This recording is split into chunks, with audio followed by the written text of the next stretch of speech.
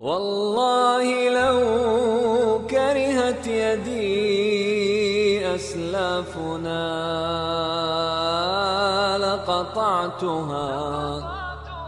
لقطعتها ولقلت سحقا يا يدي. أعوذ بالله السميع العليم من الشيطان الرجيم بسم الله الرحمن الرحيم. Mes frères et sœurs en islam, on va essayer de continuer notre émission. Et nous avons signalé que cette émission est spécialisée à nos sahaba et à nos ancêtres. Sous-titre Oulaïka Aba'i, c'est-à-dire ceux-là sont mes ancêtres, ceux-là sont mes parents. Donc nous avons dit quelques versets dont Allah subhanahu wa ta'ala a élogié ces sahaba-là. Et donc on va essayer de poursuivre jusqu'à présent encore et les versets là où Allah subhanahu wa ta'ala a parlé le mérite de ces compagnons-là. Donc quand on regarde encore, Allah subhanahu wa ta'ala a dit Muhammad est le messager de Dieu. Muhammadur Rasulullah. وَالَّذِينَ مَعَهُ أَشِدَّاءَ عَلَى الْكُفَّارِ رُحَمَاءُ بَيْنَهُم. Donc ici, si nous regardons encore ce verset, nous voyons que Allah subhanahu wa ta'ala encore veut parler encore le mérite de ses compagnons.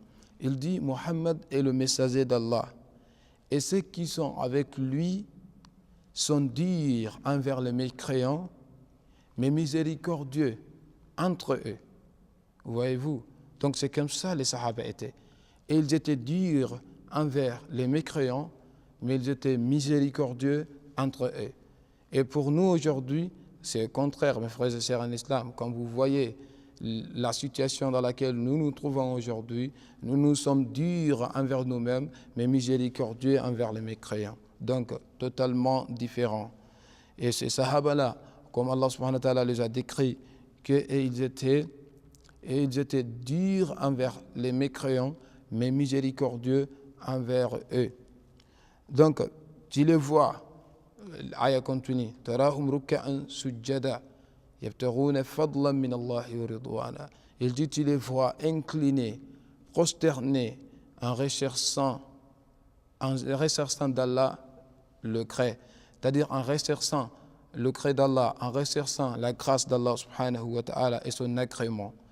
Et quand tu vois leur visage, simahum fi wujuhihim min athari sujud, il dit que leur visage donne ou bien démontre une marque, te donne des traces laissées par la prosternation.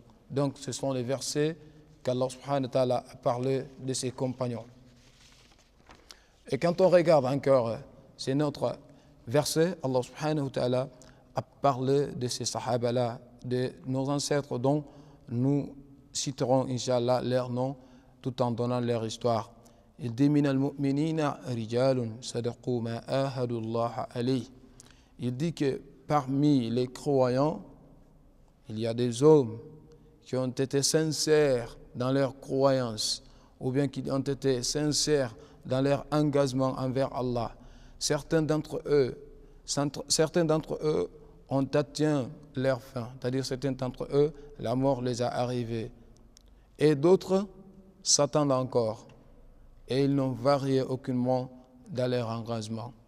Donc voilà encore une description que Allah subhanahu wa ta'ala a parlé de nos ancêtres, de nos sahaba. Il dit que ceux-là, ils sont des croyants. Ils sont des hommes sincères dans leur croyance. Et ils sont des hommes sincères dans l'engagement dont ils ont pris avec Allah subhanahu wa ta'ala. Et ils sont certains qu'Allah subhanahu wa ta'ala les donnera les récompenses, les donnera leur mérite. Et ils n'avons jamais varié de leur forme ancienne. Souvent, ils se sont maintenus en islam jusqu'à les morts les ont arrivés. Certains d'autres ont atteint la mort et certains d'autres ont resté. Et وَمَا بَدَّلُوا تَبْدِيلًا. Donc le prophète sallallahu alayhi wa sallam à son tour aussi a parlé de ces sahaba, ou bien le mérite de ces sahaba, tout en disant que les juifs se sont divisés en 71 sectes. Voyez-vous?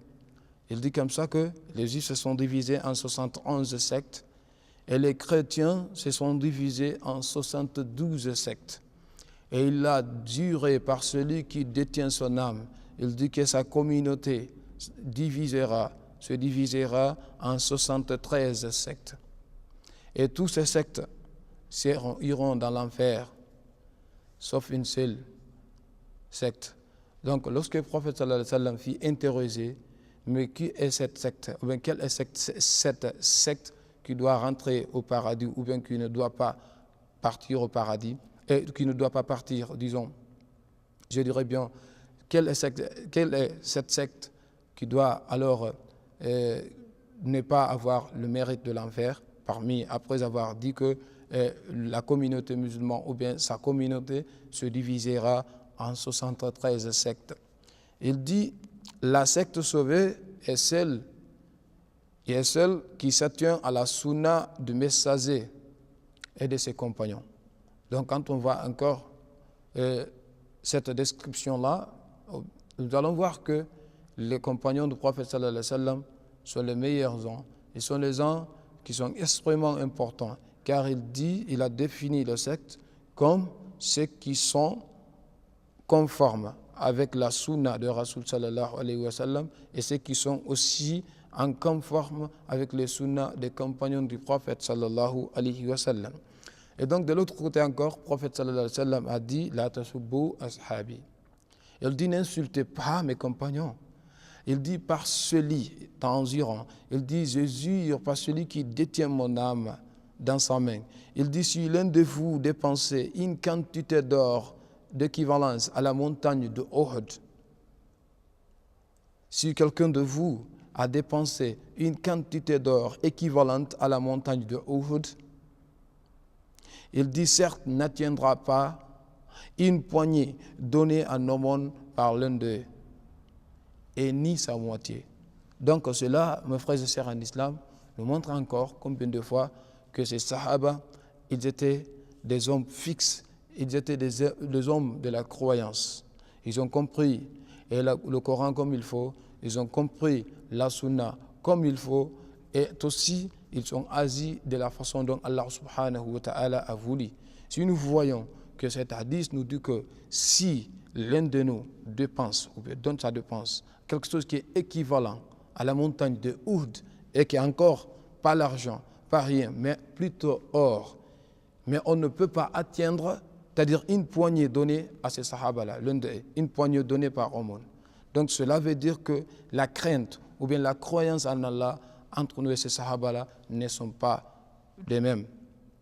Et aussi le prophète sallallahu alayhi wa sallam dans cet hadith, il a dit n'insultez point mes sahaba. Et donc quand on voit aujourd'hui quelqu'un s'en sort en insultant ces sahaba-là ou bien ses compagnons du prophète sallallahu alayhi wa sallam, c'est que celui-ci n'est pas un musulman considéré par quelques salafs, quelques ancêtres encore, dont nous allons, Inch'Allah, citer leur nom ici, avec leur point de vue encore concernant aux Sahaba. Donc, le prophète sallallahu alayhi wa sallam a dit, lorsque le destin est mentionné, abstenez-vous. Et lorsque mes compagnons sont mentionnés, abstenez-vous. Donc, il veut dire comme ça, que lorsque les Sahaba, les compagnons sont mentionnés, abstenez-vous de leur dire le mal.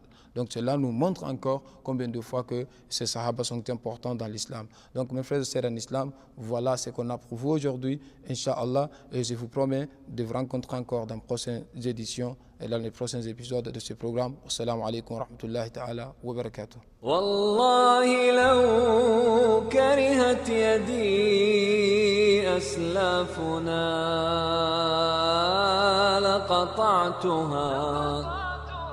لقطعتها ولقلت سحقا يا يدي